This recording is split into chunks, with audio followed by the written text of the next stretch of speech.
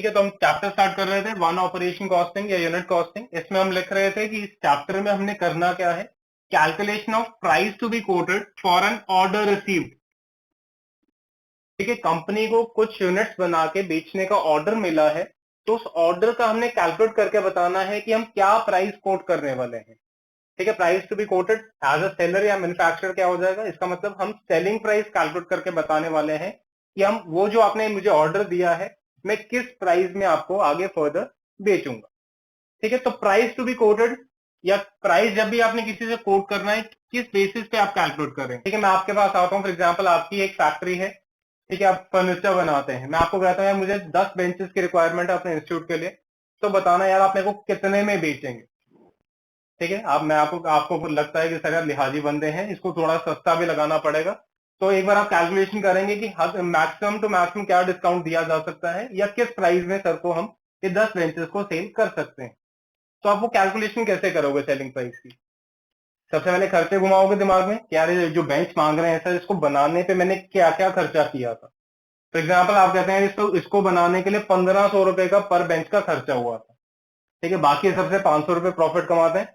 ठीक है, सर से पढ़ते हैं, चलो थोड़ा लिहाज कर देते हैं, उनसे 200 या 300 रुपए प्रॉफिट कमा लेते हैं।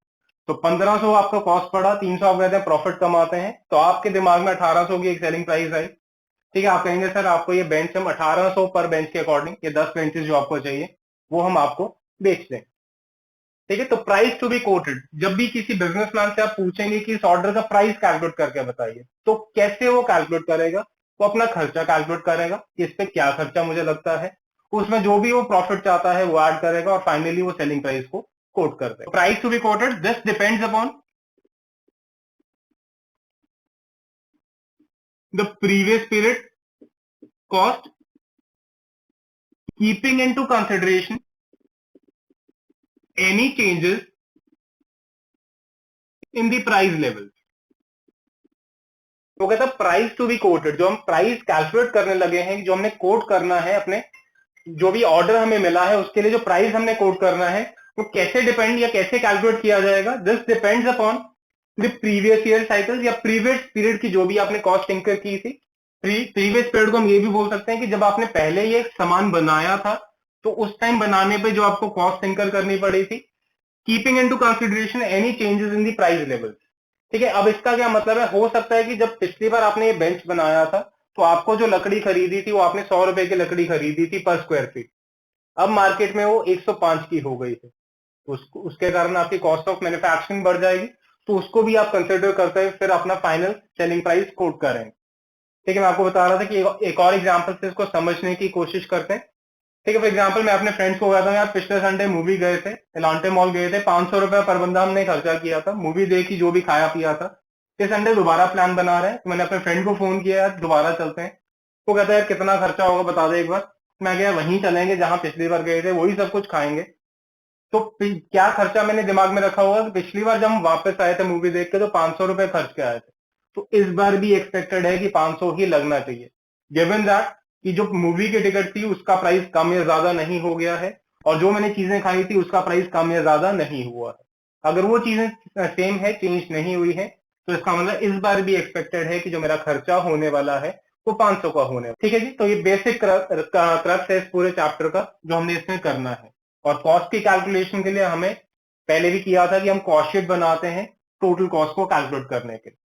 ठीक है, तो कॉस्ट शीट से रिलेटेड ये चैप्टर है। ठीक है, तो हमारा ये क्वेश्चन है, वो कहता है द पर्टिकुलर्स ऑब्टेन, वो कुछ वो कहता है पिछले साल 2018 में कंपनी ने काम किया था और ये फॉलोइंग इन्फॉर्मेशन आपको दी गई है। वो कहता है इन फ्यूचर में 1000 यूनिट्स बनाने की सोच रहा हूं, तो उन 1000 यूनिट्स के लिए जो भी मुझे कॉस्ट या सेलिंग प्राइस पड़ेगी वो मुझे कैलकुलेट करके बतानी। ठीक है, तो पिछले साल की कुछ इन्फॉर्मेशन दी गई है, ओपनिंग स्टॉक, रॉ मटेरियल्स का, फिनिश गुड्स का, परचेजेस, वेजेस, ओवरहेड्स वगैरह, सेल्स, ये आपको गिवन है। At the end of the year, the number of units produced, including the closing stock and the number of units sold was 4000। ठीक है, इसका मतलब है जो पिछले साल की आपको इंफॉर्मेशन दी गई है वो कहता है ये मैंने 4000 यूनिट्स जब बनाए थे उसकी इंफॉर्मेशन ये मैंने आपको दे दी है। ठीक है, और आगे वो कहता है on the basis of the above the industry wanted to supply 1000 units, वो हमें पहले भी दे दिया था कि 1000 यूनिट्स वो सप्लाई करने का सोच रहा है। It is estimated that the prices of raw materials and the labor may rise by 15% and 10% respectively.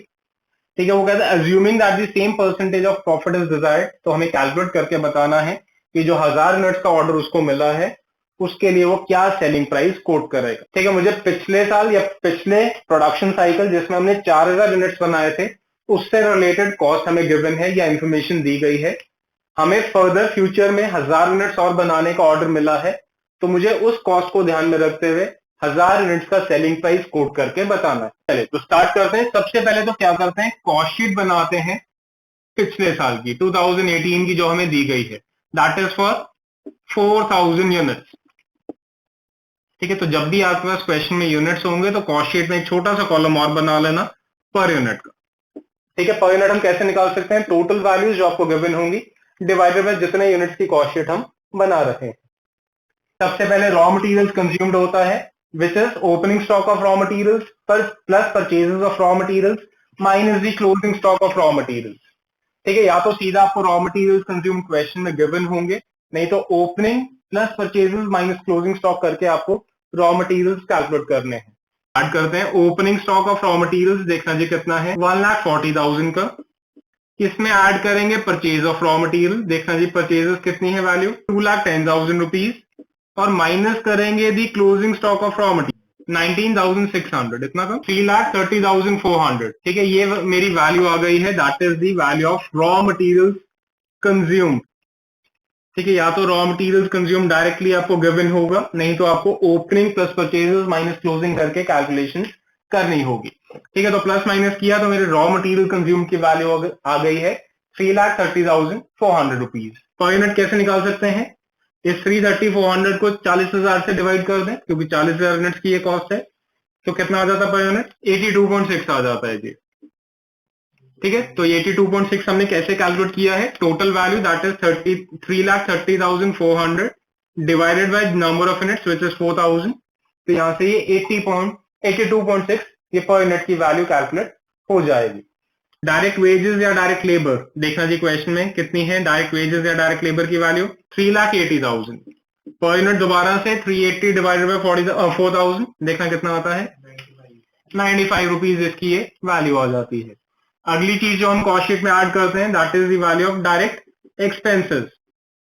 Direct expenses में क्या आ जाता है, carriage inwards, carriage on purchases, royalty on production, primary packing, ऐसी चीजें आ जाती हैं। ठीक है, तो raw materials plus direct wages plus direct expenses तीनों का टोटल को हम क्या लिखते हैं, प्राइम कॉस्ट 7,10,400, और पर यूनिट को करें ये बन जाएगा हमारा 177.6 हो जाएगा। ठीक है जी, चलिए अगली चीज बताइए, प्राइम कॉस्ट के बाद अगली चीज बताइए क्या आती है, फैक्ट्री ओवरहेड आता है। बिल्कुल जी, तो फैक्ट्री ओवरहेड का मतलब है फैक्ट्री से रिलेटेड जितने भी खर्चे हैं वो आपने डालने हैं यहाँ पर। तो देखना क्या क्या फैक्ट्री ओवरहेड्स आपको दिए गए हैं, या डायरेक्टली सीधा गिवन है कि फैक्ट्री ओवरहेड्स की वैल्यू इतनी है। ठीक है, डायरेक्टली गिवन है, आप कितना पढ़ा कि डायरेक्टली गिवन है कि फैक्ट्री ओवरहेड्स की वैल्यू 70,000 दी गई है, पर यूनिट करें डिवाइडेड बाय 4,000, वो कितना हो जाएगा 17.5। ठीक है, तो प्राइम कॉस्ट में अगर हम फैक्ट्री ओवरहेड्स को ऐड करते हैं, ये जो आंसर आता है इसको क्या बोलते हैं, ग्रॉस मैन्युफैक्चरिंग कॉस्ट। ठीक है, तो ये ग्रॉस मैन्युफैक्चरिंग कॉस्ट का आंसर आ जाएगा दैट इज 7,80,400 रुपीज, और ये हमारा हो जाएगा नहीं सॉरी 195.1। ठीक है जी, इसके बाद क्या करते हैं, opening stock of work in progress minus the closing stock of work in progress, फिर आंसर आता है वर्क कॉस्ट का। ठीक है, अगर आपको ये चीजें नहीं गिवन तो आप डायरेक्टली भी कॉस्ट ऑफ मैन्युफैक्चरिंग या मैन्युफैक्चरिंग कॉस्ट को डायरेक्टली वर्क कॉस्ट भी लिख सकते हैं। ठीक है, मैं एक बार फॉर्मेट को रिवाइज करवा रहा हूँ, इससे मैंने लिख दिया है। फैक्ट्री ओवरहेड्स के बाद अगली चीज क्या आती है, अगला जो खर्चा हम ऐड करते हैं कौन सा होता है, ऑफिस एंड एडमिनिस्ट्रेशन ओवरहेड 40,000 दिया हुआ है। ठीक है, तो 40,000 पर यूनिट 40,000 डिवाइड बाय 4,000 10 रुपीज आ जाएगा। ऐड करते हैं, ये हो गया हमारा 8,20,400, और पर यूनिट हो जाएगा 205.10। ठीक है, ये जो प्लस करके हमने जो वैल्यू निकाली है इसको बोला जाता है कॉस्ट ऑफ प्रोडक्शन। इसके बाद हम क्या करते हैं, opening stock of finish goods add करते हैं, माइनस करते हैं the closing stock of finish goods. हाँ जी, ओपनिंग अच्छा इसमें दिया गया है। ठीक है, तो ऐड करते हैं, तो ओपनिंग स्टॉक आप कहते हैं 20,000 गिवन है, क्लोजिंग स्टॉक कितना है 1,60,000 का है। ठीक है, तो इसको प्लस माइनस करते हैं, ना गिवन होता तो जीरो डाल देते हैं, आप कह रहे हैं गिवन है 6,80,400। ठीक है, ये वैल्यू आ जाती है। ठीक है, तो 820,400 में 20,000 ऐड किया, 1,60,000 माइनस किया, तो 6,80,400 हमारा आंसर आ जाता है, जिसको डिनोट करके दिखाया जाता है, that is cost of goods sold. Per unit निकालना कितना आ जाएगा? 170.1। अगला खर्चा क्या ऐड करते हैं? Selling and distribution overhead. ठीक है, तो अगली चीज ऐड करते हैं इसमें, सेलिंग एंड डिस्ट्रीब्यूशन ओवरहेड। देखिए इसके बारे में क्या दिया गया है क्वेश्चन में। ठीक है, सेलिंग एंड डिस्ट्रीब्यूशन के बारे में कुछ नहीं गिवन, सिर्फ सेल्स की वैल्यू दी गई है। ठीक, खुद से अज्यूम नहीं करना है, जो भी खर्चा नहीं गिवन उसको हम जीरो अज्यूम कर लेंगे। ठीक है, तो कॉस्ट ऑफ गुड्स सोल्ड में अगर हम सेलिंग ओवरहेड्स को ऐड कर देते हैं, ये जो हमारा रिजल्टिंग आंसर आता है, this is the cost of sales, या जिसको हम टोटल कॉस्ट भी बोलते हैं, कि अब सारा खर्चा मैंने ऐड कर दिया है, तो फाइनली जो मुझे टोटल कॉस्ट पड़ती है वो कितनी है? तो पर यूनिट में 170.1 और टोटल वैल्यू हमारी हो जाती है 6,80,400 रुपीज। ठीक है, उसके बाद मुझे सेल्स की वैल्यू दी गई है, बताना जी सेल्स कितनी है? 7,56,000। पर यूनिट करना कितना आ जाता है? डिवाइडेड बाय 4,000 करेंगे। ठीक है, तो 189 ये आपकी सेल्स की वैल्यू आ जाती है। तो difference between the sales and the cost price, that denotes your profit. ठीक है, तो प्रॉफिट हमारा बैलेंसिंग फिगर हो जाएगा। ठीक है, दिस इज 18.9 और ये आपका 75600 हो जाएगा। ठीक है, तो ये हमने पिछले साल के अकॉर्डिंग कैलकुलेट की है एक कॉस्ट शीट, कि जब हमने 4,000 यूनिट्स बनाए थे तो ये सब कुछ खर्चा किया था, तो इतना हमने सेल्स और प्रॉफिट किया था पिछले साल। तो मैं एक चीज और खुद से कैलकुलेट कर लेता हूँ, percentage profit on cost price. ठीक है, हो सकता है आगे हमें काम आ जाए ये चीज। ठीक है, तो इसी कॉस्ट शीट के साथ एक कैलकुलेशन और कर लेते हैं, परसेंटेज प्रॉफिट ऑन कॉस्ट। ठीक है, इसके लिए फॉर्मूला लिख लेते हैं, profit divided by total cost in 200। ठीक है, तो प्रॉफिट कितना है हमारे पास? 75,600 का। टोटल कॉस्ट कितनी थी हमारी? दैट वाज 6,80,400 इन 200। ये मेरी प्रॉफिट की परसेंटेज कैलकुलेट हो जाएगी, दैट इज 11.11। ठीक है, अब एक्चुअली फाइनल आंसर पे चलते हैं जो हमसे पूछा गया है। अब मुझसे पूछा गया है कि मुझे कॉस्ट शीट बनानी है if I am producing 1000 units. ठीक है, इसके साथ भी यूनिट्स हैं, तो एक पर यूनिट का कॉलम बना लेते हैं और एक टोटल वैल्यू का कॉलम बना लेते हैं। तो शुरू करते हैं। तो सबसे पहली चीज, रॉ मटेरियल्स कंज्यूम्ड। देखना है जी, रॉ मटेरियल्स के बारे में कुछ बोला है क्वेश्चन ने। ठीक है, मेरे ख्याल से कुछ इंक्रीज इन वैल्यू की बात की थी उसने रॉ मटेरियल्स की, एक बार देख के बताना क्या है। 15% इंक्रीज होगा। ठीक है, तो रॉ मटेरियल्स कंज्यूम्ड, इस बार आपने बोला है कि ये जो रॉ मटेरियल्स की वैल्यू है, this has gone up by 15%। तो हम क्या करते हैं, ये जो पर यूनिट हमने कैलकुलेट किया 82.6, इसको 15% बढ़ा देते हैं, उसको पर यूनिट में लिख देंगे, फिर उसको 1000 यूनिट से मल्टीप्लाई करेंगे तो 1000 यूनिट की रॉ मटेरियल की वैल्यू कैलकुलेट हो जाएगी। ठीक है, तो इस तरह से करते हैं। 82.6 पिछले साल की वैल्यू थी, इस बार वो कहता है 15% बढ़ जाने वाली है, तो 94.99, तो मैं इसको 95 कर रहा हूं, तो एक यूनिट की वैल्यू 95 हो जाती है। ठीक है, तो इंटू 1000 करेंगे, तो ये 95,000 इन 1000 यूनिट्स की वैल्यू कैलकुलेट हो जाएगी। तो अगर आप 94.99 लेके कर रहे हैं तो इसको इसी तरह से कर देते हैं, इंटू 1000 करेंगे तो मेरी टोटल वैल्यू कैलकुलेट हो जाएगी। ठीक है, ध्यान रखना है जो स्टॉक को कंसिडर यहां पर नहीं करना, अनलेस आपको बोला है कि जब ये कैलकुलेशन की थी इतना स्टॉक दिया गया। चले, तो रॉ मटेरियल के बाद अगली वैल्यू मेरे को चाहिए है डायरेक्ट लेबर। 10% पिछली बार से बढ़ जाने वाली है, तो पिछली बार लेबर 95 थी, इस बार 10% बढ़ा देते हैं, तो ये हमारी 104.5 पर यूनिट की वैल्यू हो जाती है, इंटू 1000 कर देते हैं, वो मेरी total value of labour calculate हो जाएगी। ये डायरेक्ट एक्सपेंसेस पिछली बार भी कुछ नहीं थे, इस बार भी ऐसा एसेट कुछ गिवन नहीं है उसके बारे में, तो उसको छोड़ देते हैं। तो इस बार ये हमारी प्राइम कॉस्ट बन जाएगी 199,490। ठीक है, 199.49 ये मेरा पर यूनिट कैलकुलेट हो जाएगा। ठीक है, तो पिछली कॉस्ट शीट को ध्यान में रखते हुए इस बारी की कैलकुलेशंस हम कर रहे हैं। अगली बारी आती है फैक्ट्री ओवरहेड, कुछ भी नहीं गिवन है। ठीक है, बिल्कुल साइलेंट है, तो इस बारी में फैक्ट्री ओवरहेड्स के बारे में कुछ भी नहीं दिया गया, तो लें उस वैल्यू को या जीरो छोड़ दें। फिक्स लिखा होता तो मैं ये उठा के यहाँ पर एज इट इज डाल देता, क्योंकि फिक्स की वैल्यू सेम रहती है। अगर वेरिएबल बोलता, वेरिएबल ध्यान रखना पर यूनिट से सेम होती है, तो पर यूनिट यहां से उठा के यहां लिखता, यूनिट से मल्टीप्लाई करता, उसका आंसर लिख देता। पर क्वेश्चन में ना ही फिक्स बोला ना ही वेरिएबल बोला। ठीक है, इसके लिए जगह छोड़ दीजिए फॉर्मेट के लिए, अलग से इंपॉर्टेंट करके पॉइंट्स लिखना स्टार्ट करते हैं। पहला इंपॉर्टेंट पॉइंट वो कहता है if the basis of calculation of factory overhead is not given, ठीक है, वो कहता है अगर basis of calculation factory overhead के नहीं बताए गए हैं, then these are calculated on the basis of direct labour. Very important, ठीक है। और ये कंसेप्ट तभी फॉलो करना है अगर इसकी कैलकुलेशन के बारे में कुछ भी नहीं बताया है, ठीक है। अब इसको कैसे कैलकुलेट करना है, इसको हम ऐसे लिख देते हैं कि जब पिछले साल की लेबर 3,80,000 थी, ठीक है, जब पिछले साल लेबर मेरी 3,80,000 थी, तो पिछली बार मेरे फैक्ट्री ओवरहेड्स कितने थे, 70,000 के थे, ठीक है। तो इस बार अगर मेरी वेजेस 1,04,500 की है, तो प्रोपोर्शनेटली क्या मेरे फैक्ट्री ओवरहेड्स की वैल्यू होनी चाहिए, 70,000 डिवाइडेड बाय 3,80,000 इंटू 1,04,500 रुपए।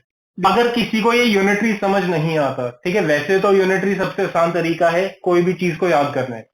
फॉर एग्जाम्पल कईयों को फॉर्मूलाज याद रहते हैं, यूनिटरी नहीं समझ आता, तो इसको आप फॉर्मूला के हिसाब से भी याद कर सकते हैं, ठीक है। तो इसको आप क्या लिख सकते हैं, last year factory overhead divided by last year direct labour into current year labour, ठीक है। कईयों को फॉर्मूलाज इजी लगते हैं याद करने, तो आप इसको फॉर्मूला के अकॉर्डिंग लिखना चाहते हैं, तो पिछले साल के फैक्ट्री ओवरहेड्स डिवाइडेड बाय पिछले साल की लेबर इनटू करंट ईयर की लेबर, 218,740, ठीक है, पर यूनिट 218.74, और इस वैल्यू को हम लिख देते हैं that is the works cost.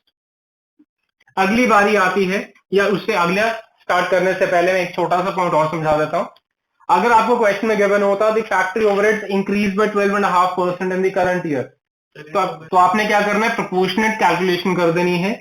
इसको निकालने के बाद फर्दर जो भी इंक्रीज डिक्रीज दिया है वो प्लस माइनस कर देना है, नहीं पर यूनिट में नहीं करना, अनलेस उसने बोला कि ये वेरिएबल कॉस्ट। वेरिएबल होती तो पर यूनिट को उठा के शुरू हो जाते, फिक्स्ड होती इस वैल्यू को उठा के शुरू हो जाते, कुछ भी नहीं गिवन तो प्रोपोर्शनेट ही कैलकुलेट करना है। चलिए, फैक्ट्री ओवरहेड्स के बाद अगली जो बारी आती है that is the office and administration overhead. इसके बारे में भी कुछ नहीं गिवन है, ठीक। इंपॉर्टेंट पॉइंट नंबर 2 लिखते हैं, वो कहता है if the basis of calculation for office and administration overhead is not given, then these are calculated on the basis of works cost या फैक्ट्री कॉस्ट, ठीक है। वेरी इंपॉर्टेंट, ध्यान रखना है। अब ये प्रोपोर्शनल कैलकुलेशन करते हैं। पिछली बार मेरी फैक्ट्री कॉस्ट कितनी थी या वर्क कॉस्ट कितनी थी, 7,80,400 रुपए। इसके ऊपर मेरे ऑफिस के खर्चे कितने थे, 40,000 रुपए। तो इस बार मेरी वर्क कॉस्ट कितनी है, 218,740, तो उसके ऊपर प्रोपोर्शनेटली क्या खर्चे हो जाएंगे, 40,000 डिवाइडेड बाय 7,80,400 इंटू 218,740, ठीक है। तो 11,212 आ जाती है, 11.21 पर यूनिट हो जाएगी वैल्यू। दोबारा से अगर फॉर्मूला के अकॉर्डिंग चलना चाहते हैं, last year office overhead divided by last year factory cost into current year factory cost, ठीक है। जिनको फॉर्मूला इजी लगते हैं फॉर्मूला के अकॉर्डिंग चल सकते हैं। 229952 पर यूनिट में हो जाएगा 229.95 हो जाएगा, ठीक है। इसमें फिनिश गुड्स का स्टॉक नहीं गिवन है तो यहां से नहीं उठाना, तो इसको डायरेक्टली मैंने COGS लिख दिया है, cost of goods sold, that is the value of 229.95। अगली चीज सेलिंग एंड डिस्ट्रीब्यूशन ओवरहेड, कुछ भी नहीं गिवन है। चलिए, पॉइंट नंबर 3 इंपॉर्टेंट करके लिखते हैं। If the basis of calculation of selling overhead is not given, these are calculated on the base factory cost। ये भी वो कहता है फैक्ट्री कॉस्ट बेसिस पे आपने कैलकुलेट कर देने हैं, ठीक है। तो ध्यान रखना है, ऑफिस एंड एडमिनिस्ट्रेशन और सेलिंग एंड डिस्ट्रीब्यूशन एक्सपेंसेस, अगर इनकी कैलकुलेशन के बारे में क्वेश्चन में कुछ भी नहीं बताया है, तो ये दोनों खर्चे फैक्ट्री कॉस्ट बेसिस पे कैलकुलेट करके आगे यूज किए जाते हैं, ठीक है। तो इसके लिए क्या हो जाएगा कि पिछले साल की जो भी आपकी फैक्ट्री कॉस्ट थी 7,80,400, उसके ऊपर जो भी आपके सेलिंग ओवरहेड्स थे वो आ जाएंगे। पिछली बार 0 थे तो 0 ही आ जाएगा, हाँ पिछली बार तो 0 थे तो 0 ही आ जाएगा इस बार भी। अगर बाई चांस होते वैल्यूज तो मैं लिख देता हूं, तो 7,80,400 जो हमारी पिछले साल की वर्क कॉस्ट थी, उस पर जो भी सेलिंग ओवरहेड्स यहाँ पर आपको दिए गए होते, इस बारी की फैक्ट्री कॉस्ट 218,740, उसके ऊपर आप ये कैलकुलेशन कर देते हैं कि selling overhead divided bye 7,80,400 into 218,740, वो इस बारी की वैल्यू कैलकुलेट हो जाती। तो ये चीज पिछली बार 0 थी तो इस बार भी वो 0 ही बन जाएगी। फॉर्मूला लिखना है, फॉर्मूला लिख सकते हैं last year selling overhead divided by last year factory cost to current year factory cost. ठीक है, तो इस तरह से आप ये कैलकुलेशन कर सकते हैं। तो पिछली बार 0 थे तो इस बार भी वो 0 ही कैलकुलेट हो जाएंगे। तो मेरी टोटल कॉस्ट का आंसर आ जाता है 229.95 पर यूनिट में और 229952 टोटल वैल्यू में आ जाता है। ठीक है, तो टोटल कॉस्ट तक मैंने कैलकुलेट कर दिया कि इस साल मुझे एक्सपेक्टेड है कि 1000 नट्स बनाने पे इतना मुझे खर्चा होने वाला है। इसके ऊपर जो भी मैं प्रॉफिट डिजायर करता हूँ वो ऐड कर देता हूँ तो सेलिंग प्राइस कैलकुलेट हो जाएगा। सेम एज लास्ट ईयर, वो कहता है पिछली बार जितना प्रॉफिट था इस बार भी वो कमाना है। तो जब भी ऐसा गिवन होगा तो हम ये प्रॉफिट की परसेंटेज को लेकर चलेंगे कि पिछली बार मैंने अपनी कॉस्ट पे 11.11% का प्रॉफिट कमाया था, तो इस बार की कॉस्ट पे इतना प्रॉफिट आ रहा है, ऐड कर दीजिए, वो आपका प्रॉफिट का आंसर आ जाएगा। कॉस्ट में ऐड करिएगा वो आपका सेलिंग प्राइस निकल जाएगा। तो प्रॉफिट मेरा कितना हो जाएगा, इस बार मेरी कॉस्ट 229952, उसके ऊपर 11.11% का प्रॉफिट जोड़ दीजिए, देखना कितना आता है 25.55 और टोटल में कितना आ गया 2555 आ गया। तो ये मेरी सेलिंग प्राइस की वैल्यू कैलकुलेट हो जाएगी। देखना क्या आती है 25552 और पर यूनिट में 255.02। तो ये आपका आंसर हो जाएगा कि आप किस प्राइस में कोट करेंगे। टोटल पूछा है तो ये हमारा आंसर है, पर यूनिट पूछा है तो ये हमारा आंसर।